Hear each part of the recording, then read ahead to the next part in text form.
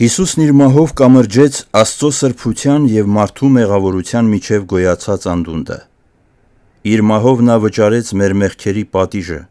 փրկեց մեզ սատանայի մութ ու խավար թագավորությունից և մեզ փոխադրեց իր սիրելի որդու թագավորությունը, որը իր արյունով մեզ համար գնեց այդ ազատությունը և ներեց մեր բոլոր մեղքերը։ Կողոսացիս 1:13-14 Սակայն նրա զոհն անկատար էր մնալու և մենք էլ հարատևելու էինք մահվան դատավճռի ներքո, եթե նրա հարությունը և համբարձումը չլինեին։ Ա Կորնթացիս 15:17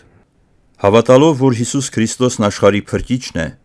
հավատում ենք, որ նա կենդանի անձ է։ Մարդիկ հաճախ հարցնում են. «Ո՞րն է հավատի իմաստը»։ Նոր Գտակարանի տարբեր թարգմանություններ երբեմն հայտնում են հավատալ բառի ամբողջական իմաստը, որ է հարել, վստահել և ապավինել։